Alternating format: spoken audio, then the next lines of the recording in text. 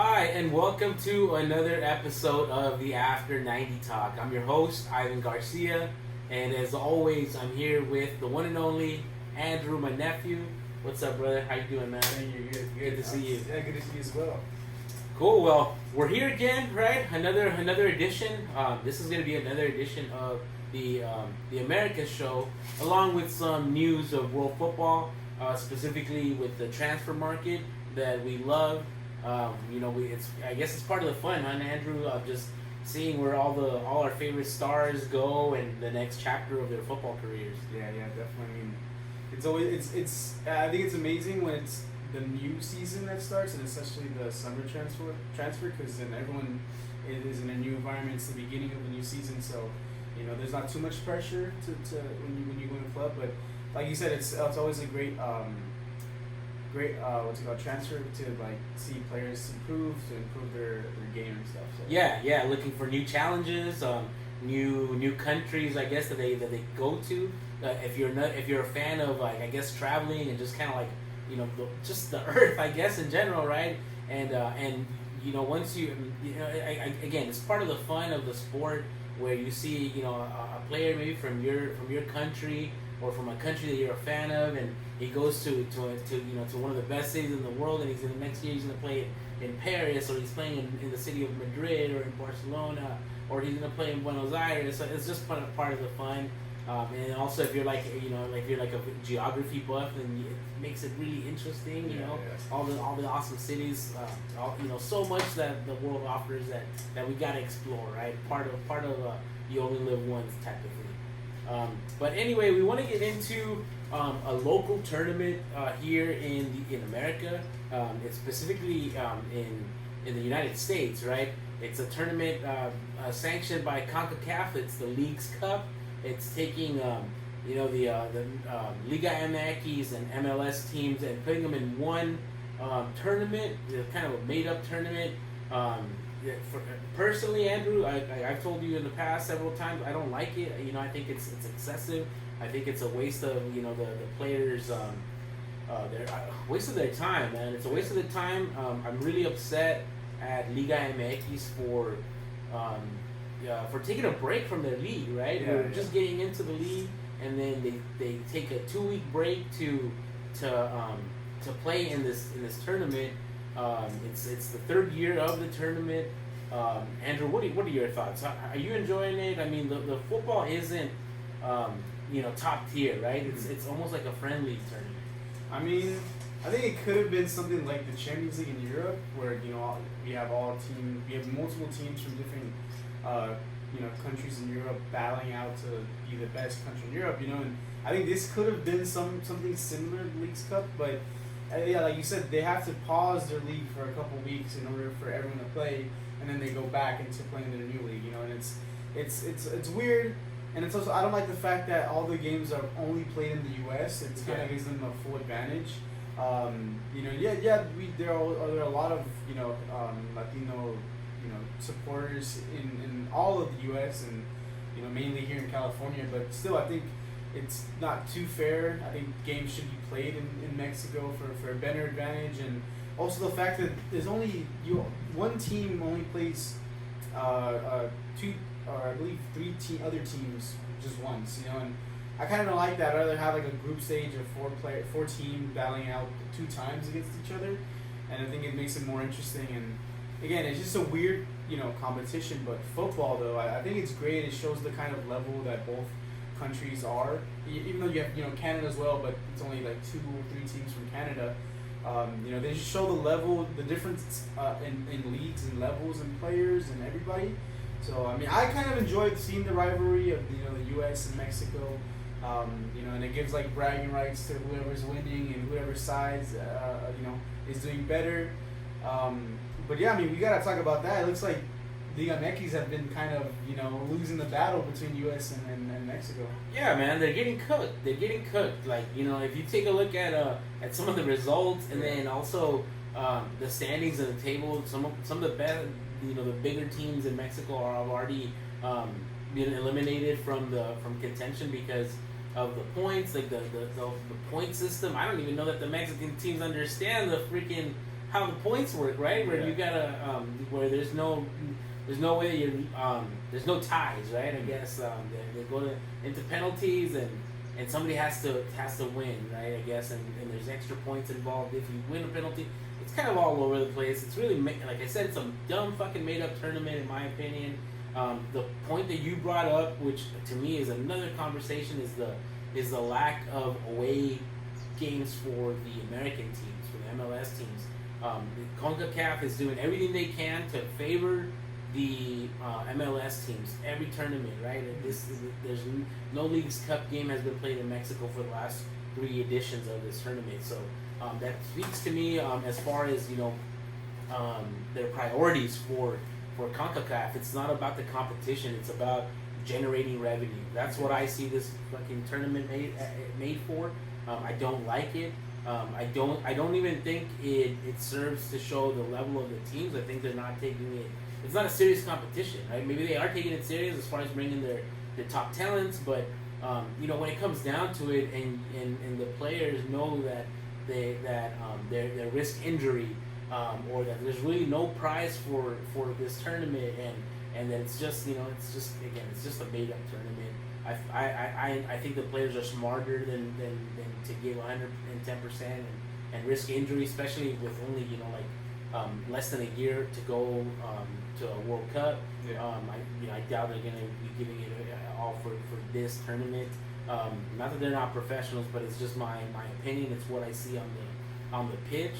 And again, I don't like it. I don't like it. So maybe it's just my bias, but at least it's my opinion. And definitely, what again, back to the point that you made about the away games, right, or the lack of away games for the MLS teams.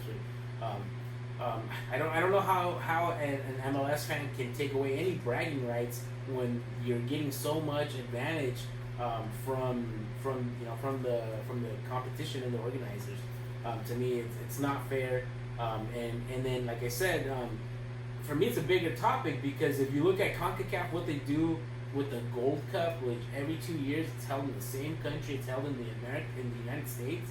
I mean, at what point, how many years? It's been like 20 years now that tournament has only been here in the United States. And don't get me wrong, I take advantage. I go to these games. I've been to finals of the Gold Cup. I've been to many games in many cities. And I mean, I take advantage of it. But again, it's not fair. It's not a fair competition. America, and some also say that Mexico gets an advantage because there's so Mexican Americans and so many Mexicans living within the United States.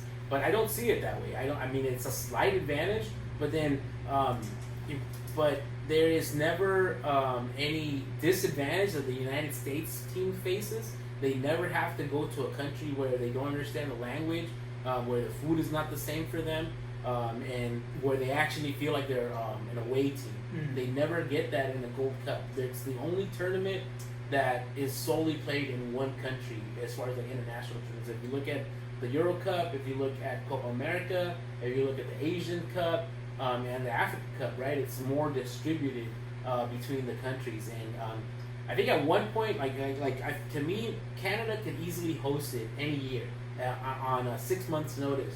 Mexico is the same way. They have the stadiums, they have the airports, all the infrastructure there, hotels, Yeah. roads, Uber systems, whatever you want it to be. It's there. It's available to the team, like I said, in a short notice. Yeah. And then and then another thing is it's how unfair it is to Central America. Part of the responsibilities of CONCACAF is to promote growth of the sport in countries that don't have that economic power, right? And they don't do that. They don't do that for Central America. While Central America, I just spoke about the infrastructure that exists in these other countries, in the top countries in the continent. Central America will never get that opportunity to develop this infrastructure if they're not given the opportunity by these organizations, right? Yeah. They can invest. There's a lack of investment from CONCACAF.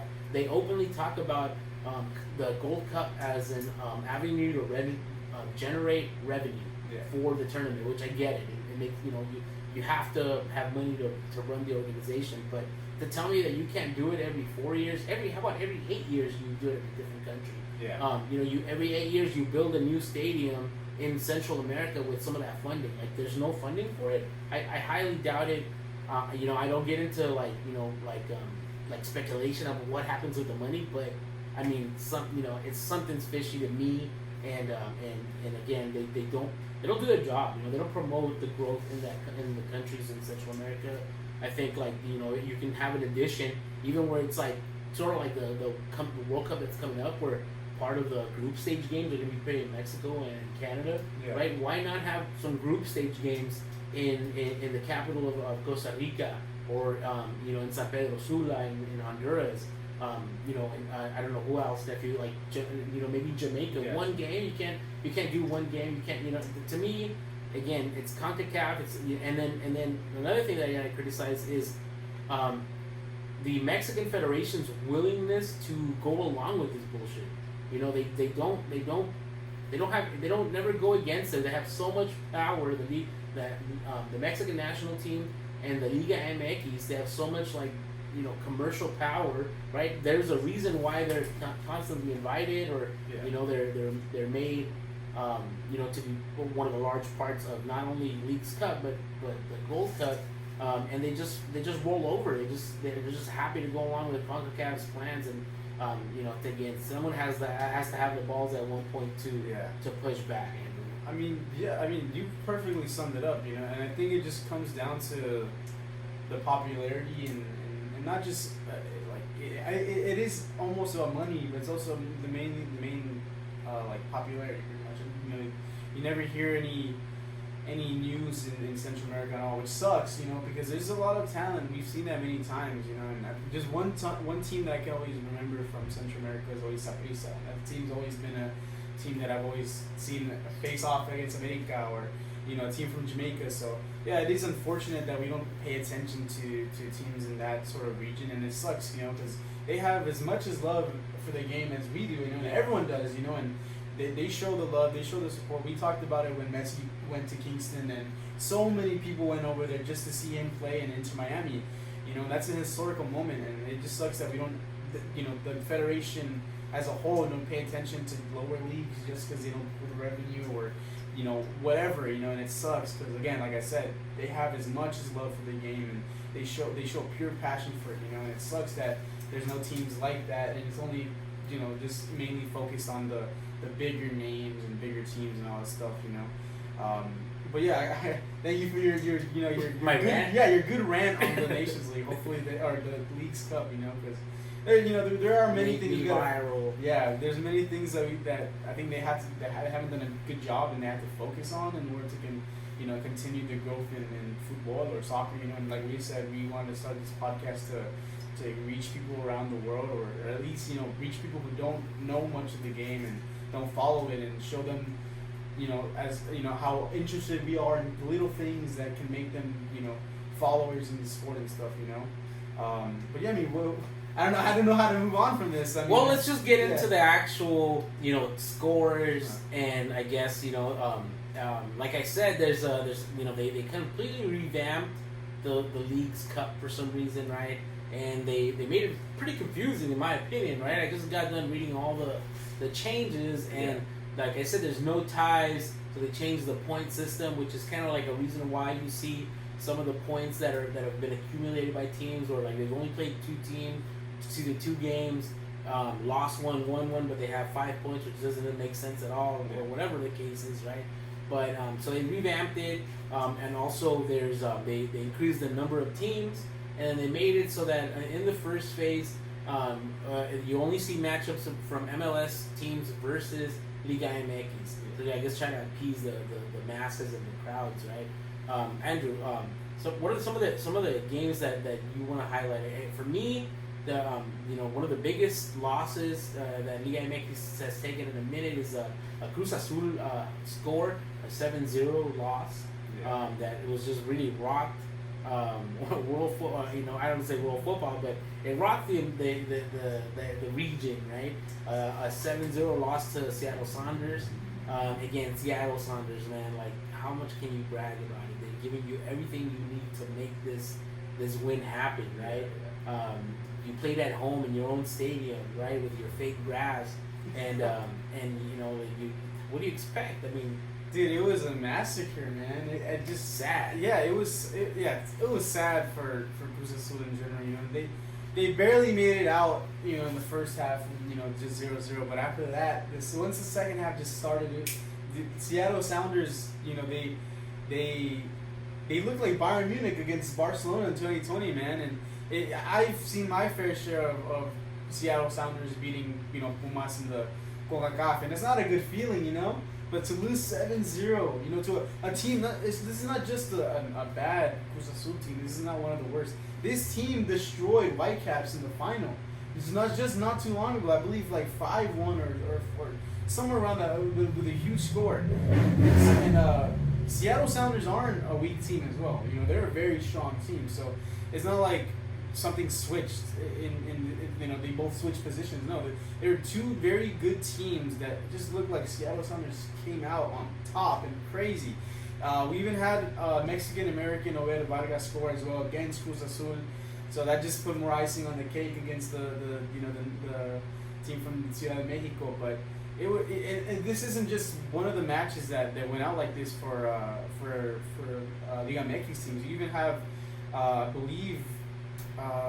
Was it Tijuana that lost 5-2 to LA Galaxy, I believe, not too long ago. And LA Galaxy, a team that's really not one of the best teams in the MLS, it's right? okay to call them the worst. Yeah, They're the worst team in the MLS right now. Yeah. So again, it's just another embarrassing result from that's the most. I think that's the most embarrassing that you lost. Tijuana aren't also a team that are crazy good, but this is the worst. Mathematically, this is the worst team in history. They came off of, for MLS champions to being literally the worst. And we can't describe it more. They are the worst, and they still lose at home. LA Galaxy win at home 5-2 against Tijuana. Even I think Gilberto Mora scored a goal there on his left foot, so I think that's something positive for Tijuana fans to take out. But still, to lose to the worst team in MLS, it just doesn't look good for Liga MX. There are, I believe. Out of all the games that the Liga MX and MLS played against each other, like the head-to-head, I think it's 20-22. So I think MLS are beating them just by 2 games. So it is competitive, but I think the losses that the Liga MX have been more disappointing and more, just destroyed, I guess, in a way. So, Yeah. How do you think this tournament would fare if it was only played in Mexico? That's something I wanted to talk about.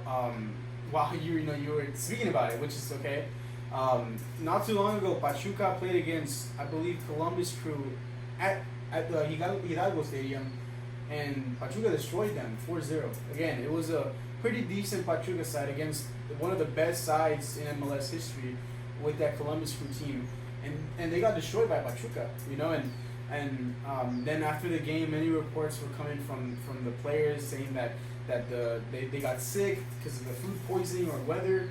I'm like, dude, that's what Mexican teams have to deal with all the time with the U.S. They have to come to this country and be on your standards, not just for 1 or 2 days. They're here for 2 weeks. So they're here pretty much in hotels all the time, in training in a different country, with different food again. And, that's why I want to say, I think the reason why we kind of are frustrated with it is because we've seen it so much. Yeah. But when it happens to the other side and they start complaining, that's when it's just kind of annoying, and it's like, well, you kind of are feeling what we feel. Yeah, You're experiencing what they experience, and it's just like you see where we come from. I think it should be fair, Yeah, and to me, it's because I see the performances on the pitch, and they just, I'm like, what's going on? Like this isn't congruent, but yeah, that's again, I think it would be a completely different result if it was. At least if it was like an away and a home and away match. Yeah, definitely. That's we're asking for a lot from this organization, really. And moving on to just some of the matches. They're currently in match day 3 just started yesterday, right? So it's winding down as far as the first stage of the tournament. Yeah. Again, the tournament only runs from July to August, so it's a pretty short tournament, right? Some of the matches that are part of match day 3 that are taking place today. Andrews, your team Pumas. You can see the jersey there. Pumas is playing against Inter Miami. So Andrews, Andrew's two loves, Messi against his team. He's not on the field now, so I'm supporting fully on Pumas. You know, Messi got injured, I believe, last League Cup game, so he was out. And then Keylor Navas, our goalkeeper, is also out because of a red card from last game as well. So both big name players are out. But shout out Jorge Rubalcaba. He gets the first goal for Pumas. What an amazing feeling! It's scoring against Luis Suarez and Messi's looking at you, man. Yeah, you know, I didn't even think about that. Yeah, it's pretty awesome. You know, you have players like that. High. Just to share the pitch with them and then score. Yeah, that's a great story. Shout out that to Rubalcaba, man. Yeah. If you're from Southern California, follow him. You know, support him. He's from Southern California. You know, he's making a name for himself in a big way, and just couldn't be more proud of him. You know, shout out to you. He's been on fire recently too, dude. He's been countlessly helping us out. You know, again, like I said, I think last podcast, he's filling in the role from Chino, and hopefully he makes his own name for himself instead of just being the replacement of Chino. He becomes Jorge Rubalcaba, but he's been our main man. You know, so shout out to Jorge Rubalcaba. Other matches that we have live today is an embarrassing, pretty much loss already. Orlando City is losing 5-1. Luckily for them, though, when we started this podcast, it was 5-0, so they scored 1. And Necaxa. Necaxa losing 5-1 to Orlando. Yeah. Well, this is exactly what I'm talking about. These results are just not realistic, you know? Like, Atlanta United beating Atlas right now, currently 3-0 in halftime. Another, you know, wide margin of a victory for an MLS team. Later today, Portland against hosting Club America. Real Salt Lake against Querétaro.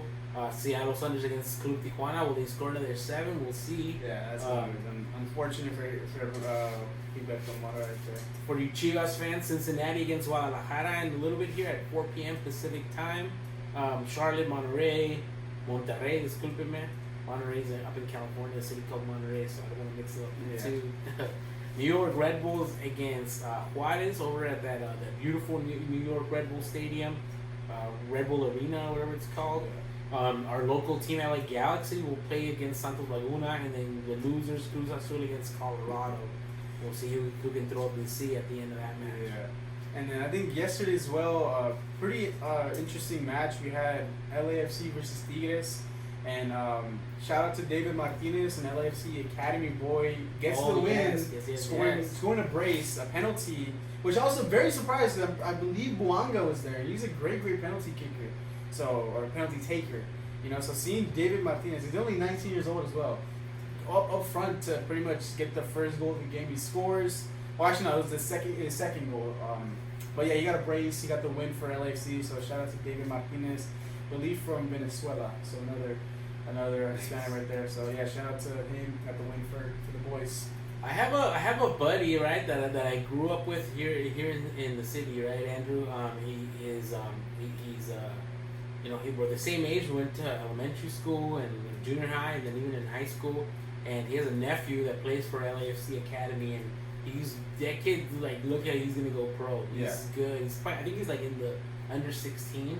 So I anticipate he's gonna be making a move into the first team anytime if he continues to play like his highlights show at least. You know, I haven't really met him. You know, it's you grow apart as you get older. I'm almost 40 years old, so it's been a minute since we had a close relationship with this friend of mine. But we still stay in touch on social media and stuff. And then obviously he's very proud of his nephew. So I see I see him play his highlights, and he's a striker, I think. So he's scoring goals all over the place, and we'll keep an eye out for him. We could talk about him on this podcast Eventually, yeah, exactly. I don't want to, he's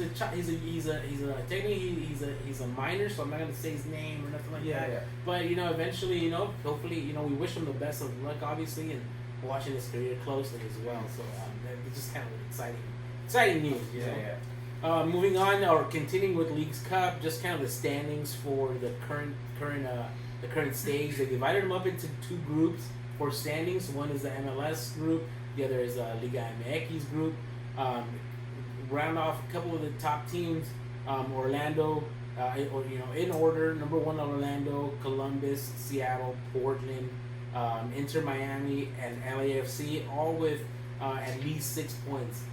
Orlando and Columbus have 7. So Inter Miami up there, LAFC as well, two victories. In the Liga MX side, the defending champions Toluca with 8 points. Again, you don't know how they accumulated 8 points, but they're that's again the system that they changed. So we'll have to get familiar with that if they keep it. I hope it's scrapped, to be honest. Pachuca following Toluca again, and I'll go in order real quick. Toluca, Pachuca, Tigres, Puebla, Pumas with their extra point currently with their accumulating a point. We'll see that'll probably change. And then Juarez and Mazatlan. America in the 10th spot right now, just with only 3 points. And again, I don't see the motivation. I know the America fans have been criticizing them, but I mean it's hard to be motivated in my opinion for something like this. Well, and nephew, that rounds up this tournament, the Leagues Cup. They're gonna take a pause, or they're gonna stop playing the tournament, go back into the leagues, and then the next round will be all midweek with the Mexican teams, making the commute, traveling to freaking up here to the United States to continue the play.